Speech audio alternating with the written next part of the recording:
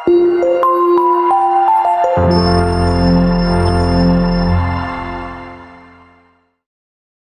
वालेकुम मेरे बेटे, मैं आपका रुफीन सर आज आपकी खिदमत में एक और बार हाजिर हूं एक नए प्रॉब्लम के साथ। This is one of the fantastic problem of Irodov and you will get surprised to see in this question how physics works. ये बहुत अच्छा क्वेश्चन है, सीखने लायक question, is a good exercise. Problem number 1.2 again it comes from kinematics. तो पहले हम question को क्या करेंगे, पहले क्वेश्चन को अच्छे से पढ़ेंगे, उसके बाद उसकी अच्छी सी प्यारी सी एक डायग्राम एक बनाएंगे। So what question states, come on. There are 3 points. They are located at vertices of equilateral triangle of side A. They all start moving simultaneously with velocity v constant. Velocity v है constant in magnitude, direction में नहीं, modulus का मतलब है magnitude. With the first pointing continuously towards second, second pointing towards third, and third one is pointing towards the first. How soon points will converge? कितना time लगेगा इन points को meet करने के लिए? तो अगर आप देखोगे, पहले हम डायग्राम एक बनाएंगे इस क्वेश्चन की। हमारे पास अगर ट्राइंगल इक्विलेटरल है बेटे, it's like this. If triangle is equilateral, you know the length of each side is same. और अगर आप यहां पर देखोगे, हर एक साइड की जो लेंथ है वो कितनी है मेरा बेटा, वो ए है। ये यहां पर मेरे बेटे एक फर्स्ट पॉइंट का पार्टिकल होगा, यहां पर एक फर्स्ट पार्टिकल होगा, यहां पर एक सेकंड पार्टिकल होगा, यहां एक थर्ड पार्टिकल होगा। I will name them, this is A particle, this is B particle and this is obviously C particle. Question is they start simultaneously moving. उनकी वेलोसिटी, ए की वेलोसिटी है towards B, B की velocity है towards C, और automatically C की velocity है towards A. This is my figure. A जब चल रहा है, स्टार्ट कर रहा है, तभी बी भी स्टार्ट कर रहा है, तभी सी भी स्टार्ट कर रहा है। ए जा रहा है टुवर्ड्स बी, बी जा रहा है टुवर्ड्स सी, सी जा रहा है टुवर्ड्स ए। क्वेश्चन इज कितना टाइम लगेगा इनको मेरे बेटे मीट करने के लिए? So how can I do it? मैं इस क्वेश्चन को 2-3 तरीकों से कर सकता हूं, ठीक है। पहले हम इसको कन्वेंशनली देखते हैं, सिंपलेस्ट तरीके से। ये एंगल कितना है मेरा बच्चा? ये 60 है। सेम विल हैपन, ये 60 होंगे, ये एंगल भी 60 होगा, ये एंगल भी 60 होगा। मुझे आप बताइए इस v के कितने वेलोसिटी के कंपोनेंट्स होंगे? एक कंपोनेंट मेरे बेटे यहां से होगा इसका। अगर ये एंगल 60 था पूरा, तो ये कितना होगा? 30। अच्छे से देखिएगा, v का यहां से कंपोनेंट होगा v cos 30। शाबाश। और इसके परपेंडिकुलर जो होगा, it will be v sin 30। I have resolved this velocity of one particle at an angle 30. Similarly, I can resolve here also. इस v को भी मैं रिजॉल्व कर सकता हूं 30 पे। यहां से आ जाएगा v cos 30 मेरा बेटा, और इसके परपेंडिकुलर आ जाएगा v sin 30।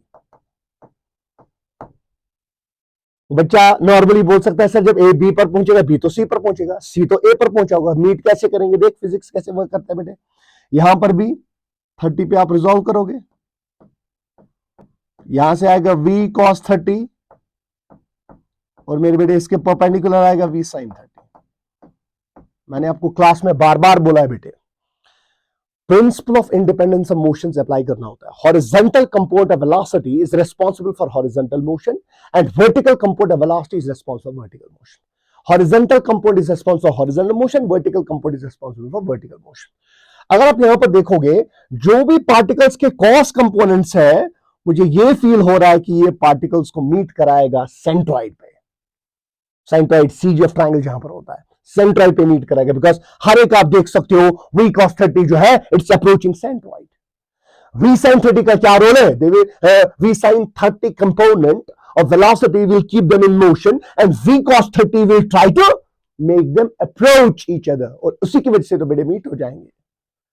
सर मेरे तोते उड़ गए, समझ नहीं आ रहा है कुछ। v वेलोसिटी को मेरे बेटे आपने रिजॉल्व किया दो कंपोनेंट्स में, एक था v cos 30, एक था v sin 30। v sin 30 is keeping its promise.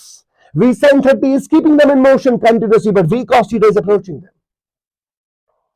अब अगर इनको मीट करना है, जितने टाइम में c पहुंचेगा o पे, उतने टाइम में b भी पहुंचेगा o पे, उतने टाइम में a भी पहुंचेगा o पे, क्योंकि ट्रायंगल इक्विलेटरल है। अब मुझे बताइए बेटा, ये डिस्टेंस कितना होगा? सेंट्रॉइड की डिस्टेंस फ्रॉम एनी वर्टेक्स, वो मैं इजीली कैलकुलेट कर सकता हूं बच्चा। ऐसे ये 30 है, ये आधा कितना होगा मेरा बेटा? ये a/2 होगा, तो ये x होगा। I can easily calculate bye geometry x cos 30।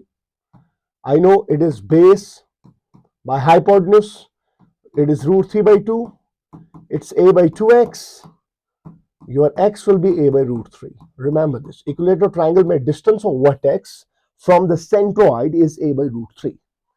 So how can I calculate my last step? How can I calculate time? Time taken to meet, that is t. How much distance each particle has to cover? This is x, this is x, this is x. Distance to be covered is x. And which velocity will be responsible for them to meet? It is v cos 30. So your answer is, bete, x is a by root 3. V cos 30 is root 3 by 2. What should my answer be? It will be 2 goes upwards to a divided by 3v. कितना आसान question था बेटे, कितना आसान question था. Time taken to meet is 2a by 3v. I can solve this question by another method. इसका दूसरा approach भी है. Let's show that also. उसको मैं बोलूंगा relative velocity approach. Relative velocity approach. क्या है मेरे बेटे relative velocity approach? सर बताया जाए. Again triangle equilateral है. This is particle A, this is particle B, this is particle C, or points you can say. This approaches towards B, this approaches towards C, this approaches towards A simultaneously. How they are going to meet? अगर आप मेरे बेटे देखोगे इसमें थोड़ा सा point logic लगाओगे, जब ये थोड़ा सा चलेगा ना बेटे, B भी चला होगा थोड़ा सा, C भी चला होगा थोड़ा सा. तो जब ये थोड़ा सा मेरे बेटे चला होगा यहाँ, ये भी थोड़ा सा चला होगा यहाँ, ये भी थोड़ा सा चला होगा यहाँ, इनके बीच में अगर आप देखोगे गैप कम हो रहा है. उसके बाद ये अगेन थोड़ा सा चल रहा है, ठीक है. अगर मैं यहां पर देखूं, अगेन ए फिर कंटिन्यूसली चल रहा है, अगेन ए यहां पर पहुंचा होगा समवेयर, अगेन बी कंटिन्यूसली चल रहा है, अगेन सी कंटिन्यूसली चल रहा है, अगेन आपका जो ट्रायंगल है वो छोटा छोटा हो रहा है.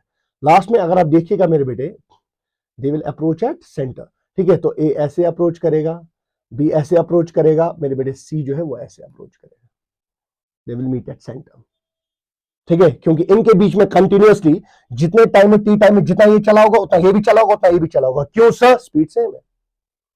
तो रिलेटिव वेलोसिटी क्या कहता है? अगर मेरे पास ऐसा ट्रायंगल था बेटे ए बी सी, पता है मैं दो पार्टिकल्स के लिए टाइम ऑफ मीट निकालूंगा. जो दो पार्टिकल्स के लिए सिचुएशन होगी वही तीसरे पार्टिकल के लिए भी होगा. बता क्यों? ट्रायंगल इक्विलेटरल है, स्पीड सेम है. तो मुझे बताइए ये एंगल कितना है? 60. बी किस वेलोसिटी से जा रहा है टुवर्ड्स सी? वी. सी जा रहा है टुवर्ड्स ए वी वेलोसिटी से. ये एंगल भी कितना है? 60. क्या मेरे बेटे बी और सी को अगर मीट होना है, उनको कितना डिस्टेंस कवर करना है? ए. रिलेटिव डिस्टेंस उनको ए कवर करना है if they are to meet. So अगर मुझे कोई बताएगा सर आप बताइए इनको मीट करने के लिए कितना टाइम लगेगा, बी और सी को मीट करने के लिए कितना टाइम लगेगा, मैं लिखूंगा टाइम टेकन टू मीट. जो दो के लिए होगा वही तीन के लिए भी होगा. रिलेटिव सेपरेशन, इनके बीच में रिलेटिव सेपरेशन कितना है? Divide by relative velocity. B और सी को मीट करने के लिए, या ए और बी को, या ए और सी को मीट करने के लिए रिलेटिव सेपरेशन है ए. नीचे रिलेटिव वेलोसिटी कितना है? बी और सी के बीच में रिलेटिव वेलोसिटी जरा मुझे बताइए. सी की वेलोसिटी का यहां से कौन सा कंपोनेंट होगा? V cos 60. ऊपर से कौन सा होगा? We sign 60. सो बी और सी को मेरे बेटे शाबाश, बात करो, बात करनी है. स्क्रीन पॉज करो, सोचो कैसे होगा. क्या बी और सी को अगर मीट करना है, ये इन वेलोसिटीज की वजह से मीट हो जाएंगी. एक तो बी की वेलोसिटी है टुवर्ड्स सी वी, और सी की वेलोसिटी का कौन सा कंपोनेंट है टुवर्ड्स बी? वी का 60. And they are in opposite directions. आप देख सकते हो. और मैंने आपको क्लास में बोला when two vectors are in opposite directions, relative उनका क्या होता है? Subtraction. V minus v cos 60. तो जब मैं दो बार v में से माइनस वी कॉस 60 माइनस करना है, it will get added. And two vectors are in opposite direction, relative velocity subtract तो करना है, but it gets added. It becomes v plus v by 2. It will be 2a by 3v. This is your answer. Physics works. Simple.